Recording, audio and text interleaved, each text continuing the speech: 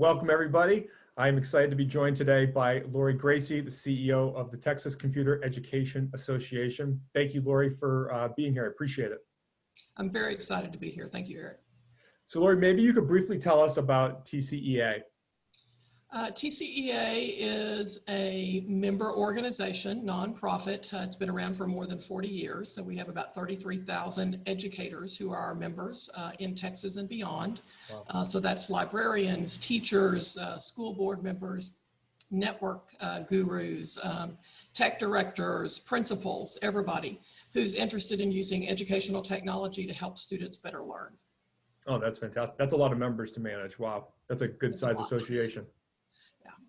It's a good challenge, but when you look at how many educators there are across the country or even the world, we haven't even tapped into a small percentage of them. So we have a lot of growing still to do. That's great. Well, I mean, the good news is I think you have a really diverse group of members, and so you must get a really holistic perspective of what's going on out there. So what are you seeing as some of the major trends related to digital transformation?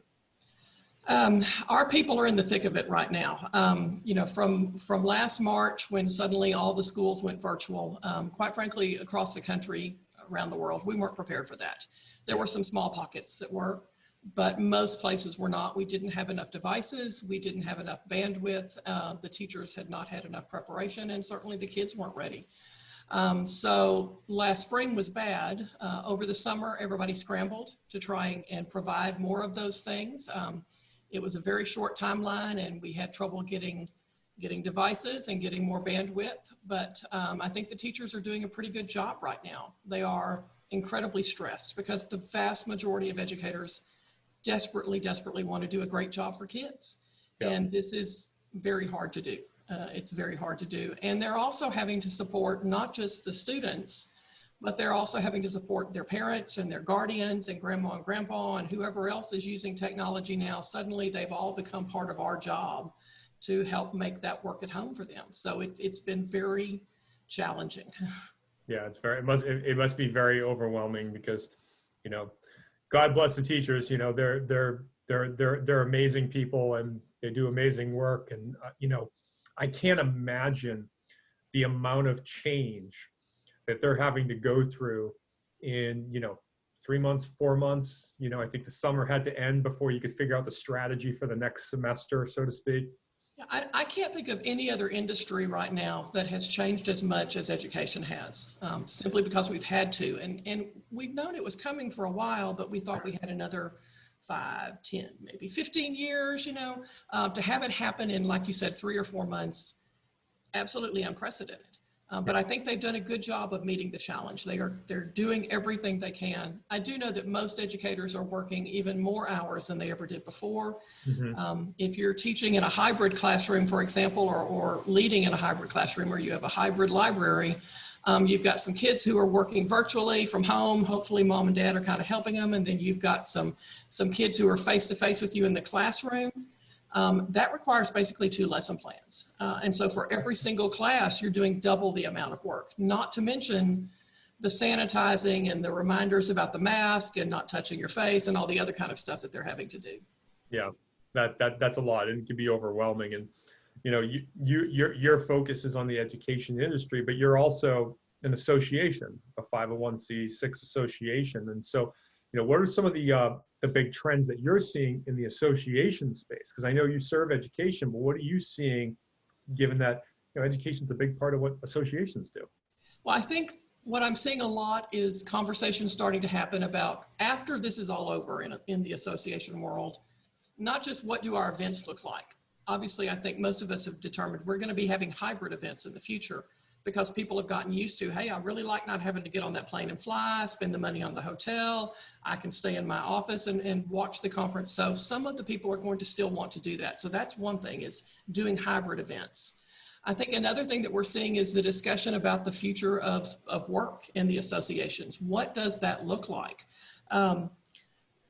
Most places have had their people, working from home for a long time. So are they going to want to come back to the building and work 8 to 5 and fight the traffic and do whatever else they have to? The answer, according to people much smarter than me, is probably no. No. So how are you going to do that? And then there's the talk about the whole thing of staff on demand. We all had to, as associations, pivot so quickly in order to handle all of these changes. But with your standard, org chart and who does what, and everybody's assigned to different departments, that makes it hard. So the staff on demand model that I'm starting to hear about now has to do with maybe I need fewer staff, permanent staff, but man, I may need to outsource, or I may need to go to the gig economy and get some short-term people, or maybe I've got some part-time, because that's going to allow us to move really, really quickly as things change.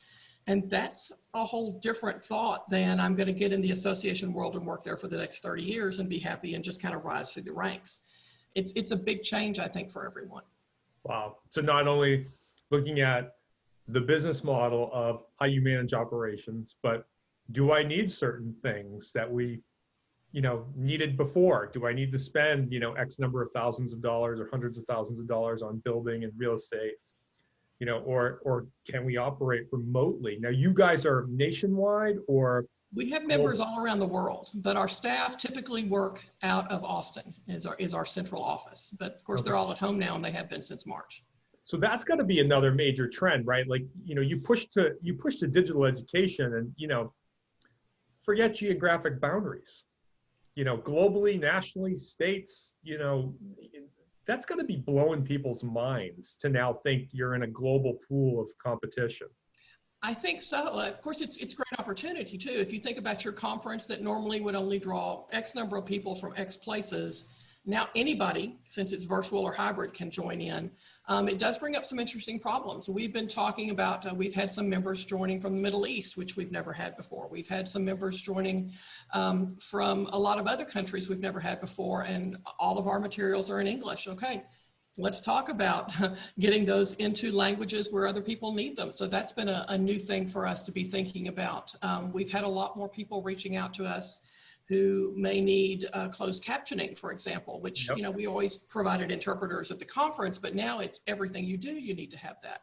So I think there's some different opportunities there when you're reaching a global network. And then it's easy to think about certain expectations of your members in the United States, but if you have members in South Africa, expectations may be a little bit different. So how are you going to manage those? It is a huge change. Yeah, and so the educators around the world are having to adapt to or incorporate all these new technology solutions, not only technology, but like the pedagogy of education delivery, and how do you make that effective? What are some of the bigger challenges that you're seeing educators in trying to incorporate technology? Where are the struggles? A lot of it is, and this isn't the educator's fault, but it's the bandwidth. A lot of our students around the world, but also in the United States, do not have adequate bandwidth at home. Okay. And so how are we getting that bandwidth to them? I live in the small town of Bastrop, which is outside of Austin. Okay, if you live in the city, you've got decent bandwidth. You can get good internet. But if you live just a mile or two outside the city, out in the rolling hills, there are no internet service providers. I actually still have parents who are using dial-up modems in order to access the internet. Now, I'm going to tell you, you can't do much with a dial-up modem these days. Okay. Not with the size of everything. Exactly. With the video and the streaming and everything, you just can't do that. So, I mean, that's been a huge issue and will continue to be until the United States can really address that. The other issues have been, it's a big change, like you said, in how they teach, the instructional strategies they use, because maybe I like to do your basic lecture and then I'm going to give an assignment and I'm going to check in with the kids. That doesn't work all the time, especially with the Zoom fatigue we have going on for everybody, from kindergartners through grandma. You've got to really change it up. And again, they've had to learn those new strategies in such a short amount of time. It's just been overwhelming. Yeah, that's mind-blowing. And so when you look at today, right, the Band-Aid's been peeled off with teachers, and they went from, kind of not knowing to this new model, whatever we call that. And then that's going to evolve, so what do you think teachers or educators need to be focused on over the next year or two? I think the biggest thing is, and Sometimes teachers think, oh, I've got to learn more technology. I need more tools. And you can get too many tools in your tool belt. You know, there are a million great tools out there. We don't have to know them all. What you have to know is the pedagogy. And when I'm teaching this particular concept, the best way, according to the research, for students to learn it is through active learning or hands-on or whatever it is. And what are the strategies that make that up that will work for at home as well as face-to-face kids? I think they're struggling right now too with, we have a lot of hands-on resources at our schools. You know, you've got chemistry sets and you've got robotics sets and you've got math manipulatives and you've got all those things to help kids really cement that learning. Okay, well, we don't have those at home. And we're not going to have the chemistry experiments going on at home, right? Yeah, it's kind of a scary idea, right? So, so how are you going to duplicate that in a virtual environment? It's very, very difficult to do, but you have to do it because that's what cements those neurons in for new learning. Okay, so that seems like, you know, some incremental changes that need to be made. You know, let me ask the question, you know, if you had to pull out your crystal ball and take a look 7 to 10 years down the road, right, when this is really settled in and something is totally different about the business model, where's education in 7 to 10 years? I think it has to be a hybrid model of some kind. I really believe that some students are going to want to continue the virtual, whether that's through flipped learning or whether that's through station rotations or things at home. But I think they're going to want to continue that. And I think that does work for some of the content. For others of the content, they still need to be face-to-face with the teachers. Right. In a perfect world, it would allow us to free up our buildings, which, you know, aren't used beyond basically 8 to 4 every day, generally speaking. It would allow us to free up some of our resources. It would allow kids to maybe get outside of that Carnegie unit concept of, I am 16, therefore I must be in this grade, therefore I must take these certain courses, therefore I must spend this much time in seat time, which is how we give credit and everything, unfortunately, still across the United States.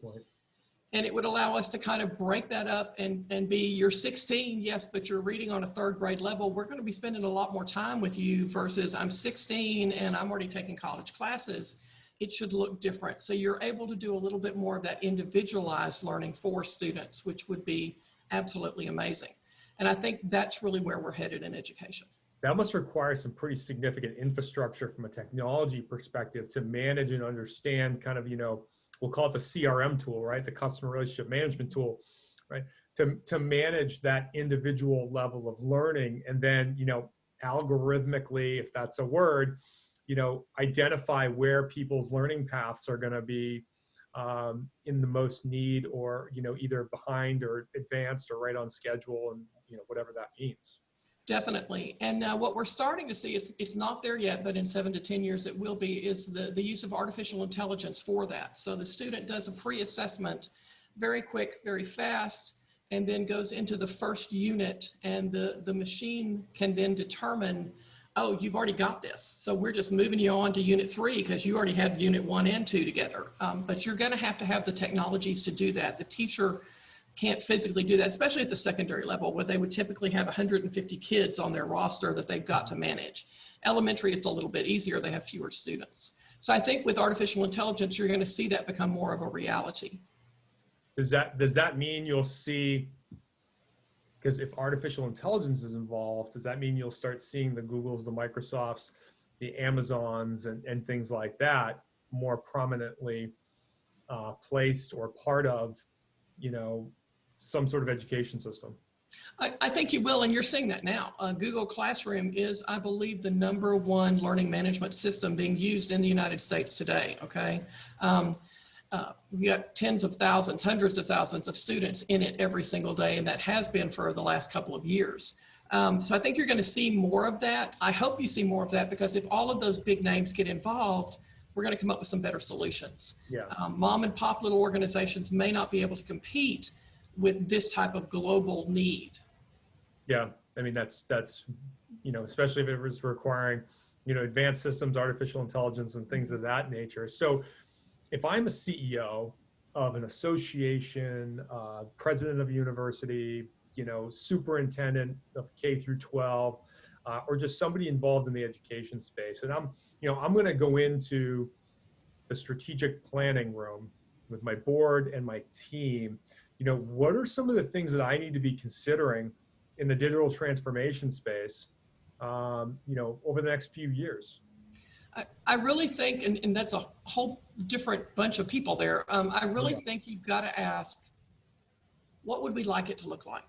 In our perfect world, what would we like learning? What would we like our industry? What would we like the people in our association, whatever that is, what would we like their jobs to look like? And I think you've got to start there and determine how can we get there. If you're an association, I'll pick on one randomly, of lawyers. There's a lot of data that says by 2030, we're not going to need nearly as many lawyers, because a lot of what is typically done by a lawyer, the standard stuff, and please don't come after me, lawyers, will be done by artificial intelligence and robotics. Yeah. So you would I think that's lawyers. I think they're actually going through the more disruption than transportation industry right now. Exactly. So in all of those type of industries, if you're the truck driver association, man, you need to be talking to your people about, let's get you trained for some other jobs, because this is going to be going away. So how can we get you ready for that? And then looking at, as you're preparing your people for new jobs or the same jobs, just different, use a lot of those new educational tools that have come about because of the virus and everything. How can you do flipped learning with your plumbers? How can you do hybrid learning? What does that look like? For school districts, they just really need to think about, education is great and it got this way because it got this way, but in a perfect world, how would we like kids to learn? And how can you set your district up to do that? Because the first few that do that, they're going to set the trend and people are going to be flocking to them. We're not tied geographically anymore. I can go to school anywhere. So so that in itself is a massive issue. Exactly. And right now it's hard because attendance wise, you have to go to the school district in which you live unless you request a transfer and maybe pay some money. I think that's going to have to free up some too, because if I'm really interested in the arts in Bastrop, there's not an arts school. No offense to the Bastrop district. They're great, but there's not an arts school here. So I want to be able to go to Juilliard's elementary school, maybe for the arts, and you can now. So how are you going to prepare for all of those changes? Yeah. That's pretty significant. I mean, you just think alone about the fact that I could take courses, or my kids could take courses anywhere in the world now restricts me to not being anywhere, because, typically families would move to a certain location, maybe for the education system, which may become less and less relevant, as it is less attached maybe to municipality. Or they've moved because of dad's or mom's job. Yep. Right. And now dad or mom can work from anywhere in the world too. So that's going to change, I think. I think the other piece that we're going to have to open up is right now, yes, okay, I can sign up to go to a virtual school and stay at home and do that, but I'm still taking all of my courses from that one entity. What if I want one course from here and I want one course from here, and MIT's got a course I can audit? We ought to be able to do all of that and allow that still to count toward graduation and college and all that kind of stuff. So I think those are ways we're going to have to open learning up. Wow. I mean, that's just so much. I mean, your association is in the right place at the right time. Man, that must be needed just everywhere. I'm trying to conceptualize the change and how much is connected to that change in terms of lifestyle, or just simple things like paying taxes, within a community. So, this year has been, and you've highlighted a lot of it, just massively disruptive in a good and bad way, depending upon your lens. But like you say, there is a ton of opportunity out there. But as I've talked to leaders over the past, 6 months, it's fascinating to hear their stories and some of their learning lessons. What have been some of your biggest learning lessons as a leader, in 2020? I think one of them is I need to get out of the way of my staff. Mm-hmm. Okay. When we started working virtually, and my staff had been working 2 days a week remote anyway, so this wasn't a huge change for us. We saw that we weren't going to we do a lot of professional face-to-face training, for teachers across the country. And suddenly we weren't going to be able to do that. So in looking at that, my professional development team got together and said, hey, let's do some online courses. And I went, online courses are kind of boring. Nobody really likes them. Yeah. No, really, it'll be good. And so they went out and did this amazing work. And I think we've got almost 40 online courses right now. We have 11,000 people taking them. We've made extra revenue not budgeted for of over $325,000 so far since May. That's taught me my people can do amazing things. I need to get out of their way. And probably other CEOs already know that, but I think sometimes we tend to get stuck in there and want to just really check everything. But my folks are running with it and doing it a great job. I think fantastic. I just want to comment on that because that's a fantastic observation of one, just being self-aware, but a lot of CEOs, and I've seen this when we work with them, is that they want to get out of the way, but then what they don't outline is how would they fill their time when they do get out of the way? Because if they don't figure out how they'd fill their time, they keep going back down into the organization and getting in the way. And so it's thinking that next level of strategy. So, I mean, that's a great observation. And I think what we should be doing, at least this is what I've been doing, is I don't have to worry about that, but I need to talk to my members. What do they think's coming? What are their needs? What are they crying about at night? Where are they going to be 5 years from now? How can we help them? And a lot of times they may not know, but in those conversations, I can get some sense of common things. And then I can go back to my team and go, hey, I heard this is an issue. I don't know how we fix it. Y'all go talk about it. Come back to me with something, okay? That's a great team. If we can spend more time with our members and maybe less time with our staff, I think that gives us a lot of different ways to grow and to meet their needs. Yeah. And so how important has relationships been, this year, or just as a leader? And I know it's even more, exacerbated by COVID, but, what part of having strong relationships, or what have you learned about having relationships, across multiple stakeholders? I think it's even more critical. My staff, we do Thursdays lunch together. So bring your sandwich, whatever you got. We're just going to talk not about work, about other things. We've done some game nights. Okay, we're doing some other things. I sent all of them to start with when we first started doing this, and they were all kind of freaking out, understandably. I sent them all individualized gifts to try and make them feel better about things. It's that relationship. We start every one of our staff meetings with some type of talk, whether it's what's the latest thing you watched on Netflix you'd recommend, or the most horrific thing you watched on Netflix you wouldn't recommend, or what's your favorite recipe now.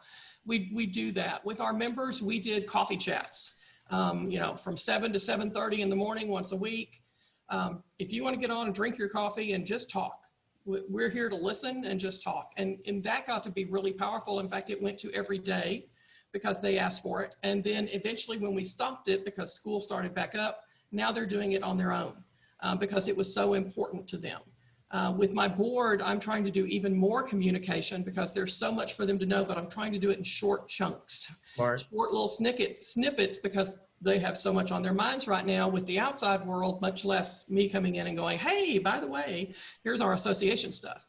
So I think those are the key things you have to do. And then I think the final thing for all of that is, for those relationships, you've got to make it fun. Yeah.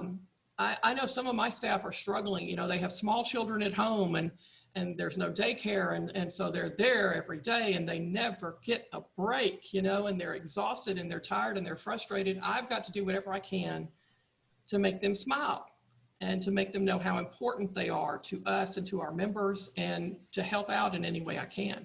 So I think that's what CEOs need to really be focusing on. Awesome.